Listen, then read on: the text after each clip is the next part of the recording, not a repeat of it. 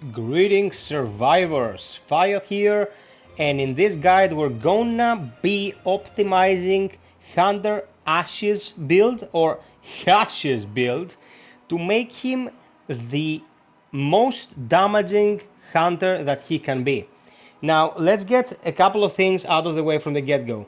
Every hunter, as with every warrior, as with every support, as with every leader, shares the same skill tree with their fellow classmates. So what you see here, this skill tree, is the same for Kelly and Amanda and Ed and so on and so forth. The thing that differentiates how we build each one of these characters ties into their active ability and their passive bonuses. So we will start with Ash's ability, talk about what he can utilize because it's him, like his unique traits, and then we're gonna put in the points and make the character the strongest he can be, in my opinion at least, for the reasons I am using him. So, Exorcist. Activating this ability exorcises the demon from any possessed survivor or basic unit. If used on a possessed elite or boss unit, the ability drains some infernal energy from the demon. That amount is supposedly 15% from some testing that has been done, but it is a very powerful ability in its own right, mainly because you will be able to save your allies from possession, because if Ash from Army of Darkness or Henry get possessed and they have a good melee weapon, you're in for some tough shit.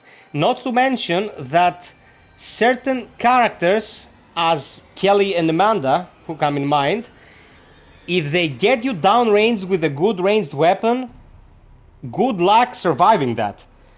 Amanda has extra damage with pistols, and a pistol is a very fast fire weapon that can very hardly ever be countered if the team doesn't coordinate. So she can pretty much kick your ass and you will be crying because of this. Exorcist will save you from all that hassle. Treasure Hunter. See supply crates through walls at close range. It's not that close. I'd say it's like 15 to 20 meters maybe. And it is very useful because you won't be fumbling around trying to catch the chest by sound. You can actually pinpoint it by sight, and this is excellent, especially for multi-tiered buildings. I'm the guy with the double barrel. Start the match with the double barrel. This is excellent, although I would really suggest you don't fire it until you're out of the stealth phase. Weapon Master double barrel. The double barrel has a faster attack speed and deals increased health, balance, and dismemberment damage. So, one thing that has to become abundantly clear. Ash, you wanna play with a double barrel, full stop. Okay. His fourth and most powerful perk comes from the fact that he's good at using the double barrel. So if you're not utilizing the double barrel, you might as well play any other hunter, guys. Ash has to be played with this specific weapon. Let's build on this now. Start with 1 point in long shot. It's self-explanatory why. It's the start of R3. Then go 4 points in ranged weapon damage. 1 dismemberment. Go 1 long shot again to open surgical strike. Put 2 in here. Then go to max stamina and put 3 points. And put 4 points in the headshot. Now you can take out the long shot point that we used to open up the tree. Okay? Go quicker picker upper 1. Go 3 points here. Go 4 points here. Okay? We want deadly from a distance and last chance. Now you can put points whenever you want. Remove 2 points from deadly from a distance. Put 1 point on Artful Dodger and 3 points in Deadly Up Close. My thought process is as follows. You don't want to move too far away or you're not really using Deadly Up Close. Hollow points is extra damage, no questions asked. Dismemberment damage is good, but it's not our focus. We want Ash to be an assassin. We want to be able to deal those massive headshots. Surgical Strike will help with said headshots, and of course Weak Splitter is headshot damage. I'd very much like to have industrial strength, but the investment required to go here is huge, and we simply cannot do this, okay? Have all the stamina you can have for 2 reasons. First, it makes the initial part of every match, the search part, that much more easy to handle, because you can sprint for a bigger distance. Artful Dodger will help you with the dodges that you will unavoidably be making whilst the boss is trying to focus you, because they're afraid of the burst damage you can deal. So you will need stamina to dodge, and you will need to have better stamina management with Artful Dodger to be able to dodge more efficiently.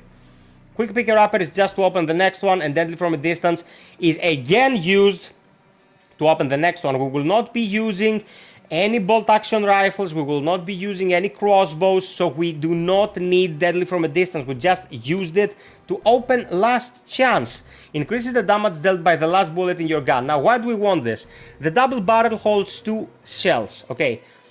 Ash can never do this as well as Amanda can, where you can just activate your infinite ammo supply on the last bullet of the gun, but every 2 shells you get a 30% increased damage one, and this is crazy, guys, okay? So we definitely want this. Deadly up close, increased range weapon damage when targets are within a certain range, and that's 5 meters. Guys, it's a scattergun. You want to use the scattergun at close range, but it's self-explanatory, okay? Now, this is insane as far as builds go, because you can deal tremendous damage, especially on bosses. You know these guys whining on fora and Facebook because they say that the hunter single tapped the boss? This might very well be the case with a proper setup, especially from certain hunters, because, man, those headshots, they're freaking deadly, dude. Now, a couple of things that might be bothering you. If you don't go for the double barrel and you still want Ash for the Exorcist, you can take this out, okay, or just put one here and cap quicker cooldown. It's 10% reduction, it's 6 seconds, but it will help, especially when you try to do objectives and the demon has the slow-mo for the objectives completion. You can even invest in Artful Dodger a bit more. For me, coming from an RPG background, what I've learned throughout the years is that build on the strength of the character and do not spread yourself too thin just to have access to a little bit of this and a little bit of that. You know what I'm gonna do with Ash? I want to position myself correctly, really close to the boss, and before they can turn to focus me, cap them in the head a couple of times with my double barrel, and they're gonna get freaking demoralized by the damage they've got just taken. They go into this rage state for a sec where they're like, what the hell happened to my boss?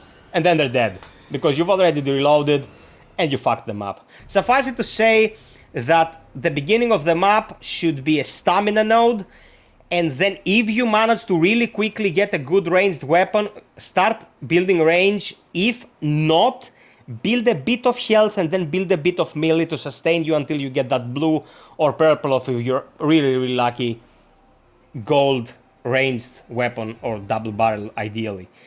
Remember, the double barrel is not the boomstick, okay? It's not the same weapon, so don't confuse the two. And let me know what you think about this build after using it, okay, peeps? I do not include snippets of gameplay in this game because they will look like the same thing I was doing if I was level 1. It doesn't matter to show you snippets of gameplay here. I try to keep these vids as condensed as possible. And yeah, I'm gonna make a conscious effort to cover every single character, but leveling up takes time, okay? Sub, like, and share, and hit the notification bell to be notified about my new content.